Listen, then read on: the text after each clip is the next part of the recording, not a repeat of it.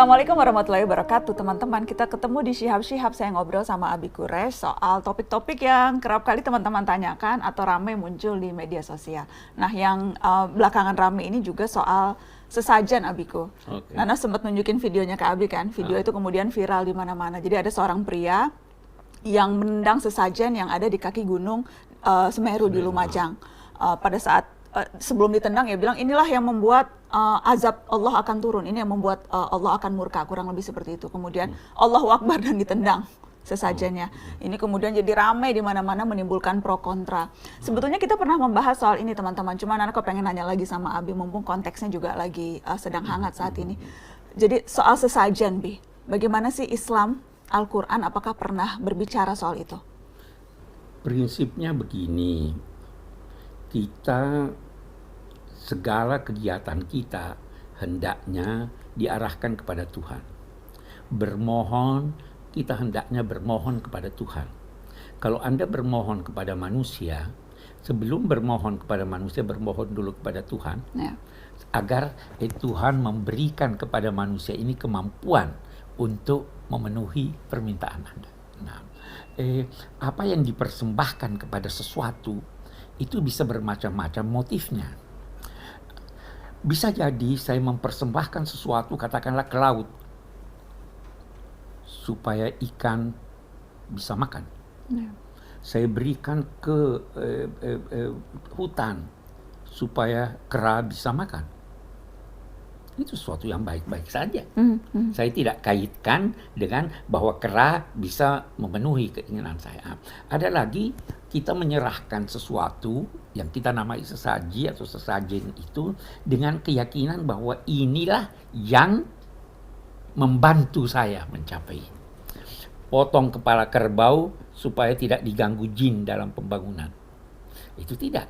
Tapi kalau Anda menyembelih kerbau, menyembelih sapi untuk Anda sedekahkan dan makan bersama, tidak ada masalah.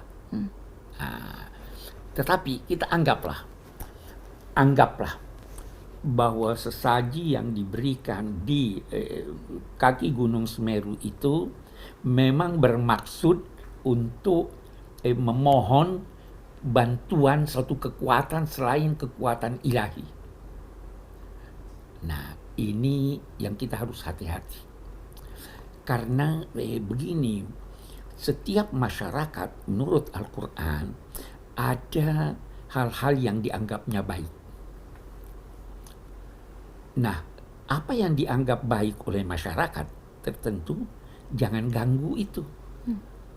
Itu ada ayat di surat Al-An'am, dia katakan begini, وَلَا تَسُبُّوا الَّذِينَ يَدْعُونَ مِن دُونِ اللَّهِ فَيَسُبُّوا اللَّهَ عَدْوًا بِغَيْرِ عِلْمٍ كَذَلِكَ زَيَّنَّا لِكُلِّ أُمَّةٍ عَمَلًا. Jangan memaki sembahan-sembahan orang-orang yang menyembah selain Allah.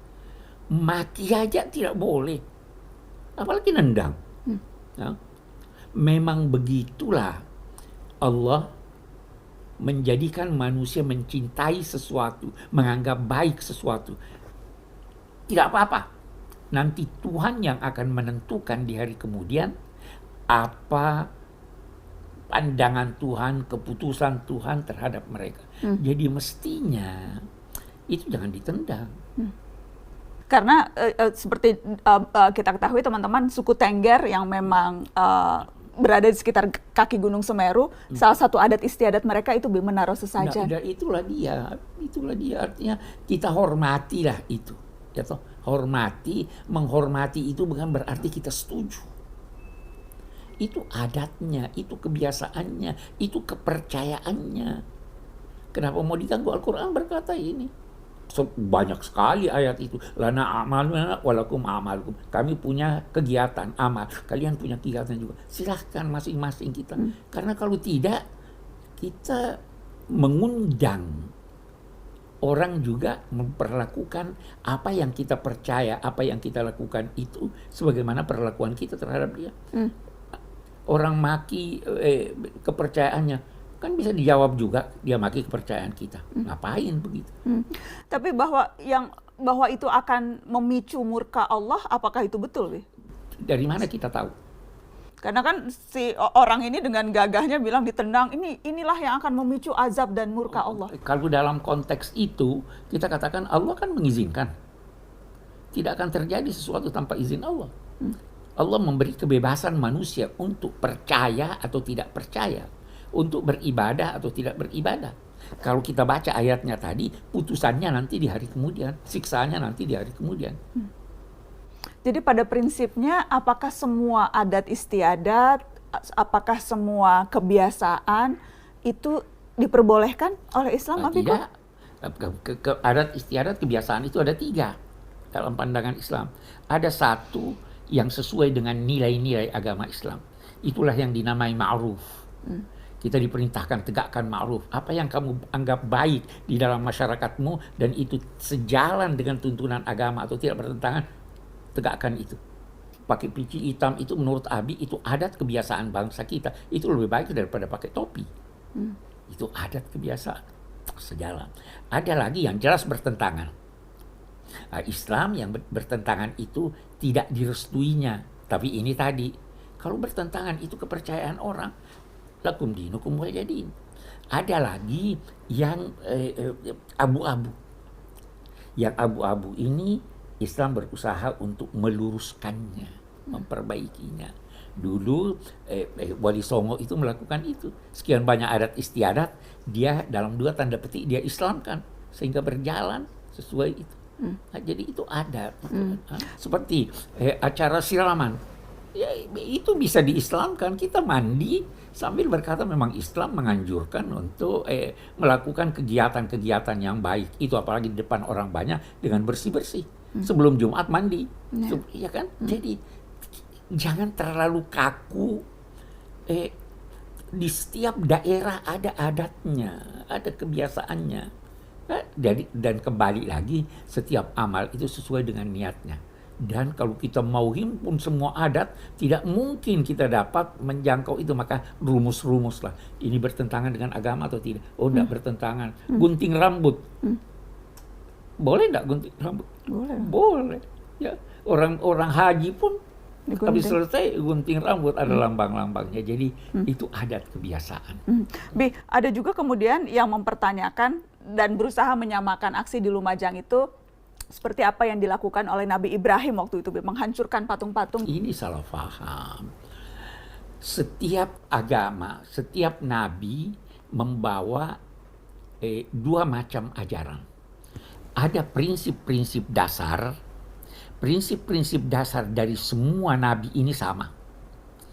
Ketuhanan, percaya ada wahyu, percaya ada hari kemudian, percaya ada kitab suci.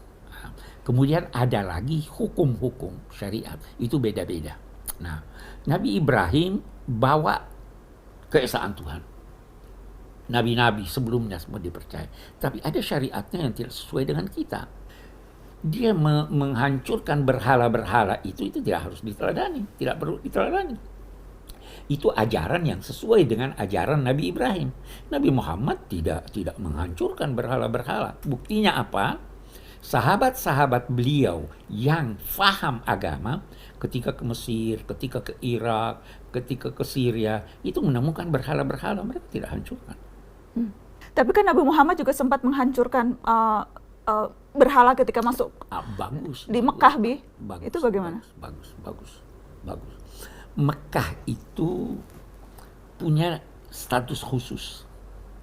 Mekah itu adalah tanah suci yang oleh Allah dan Rasulnya dinyatakan tidak boleh dihuni kecuali orang yang beragama Islam. Sekarang kita mau analogikan. Sekarang ini dikenal visa. Visa itu kebijakan negara dalam konteks menjaga keamanannya dan menampakkan keindahannya. Ya kan? Nah, sehingga bisa saja satu orang dilarang oleh negara masuk ke negara itu karena bertentangan dengan falsafat dan ininya. Nah, Islam melarang non-muslim masuk ke sana. Kalau begitu, masih dibutuhkan adanya berhala-berhala itu di sana? Tidak dibutuhkan. Silahkan. Pindahkan saja, hancurkan saja. Jadi jangan analogikan itu dengan ini, lantas ambil itu, oh ini kita hancurkan aja. Karena di sini ada nos, ada ketetapan agama bahwa siapa yang mau menganut kepercayaan di luar Mekah silahkan. Siapa yang mau kalau di dalam Mekah harus Islam.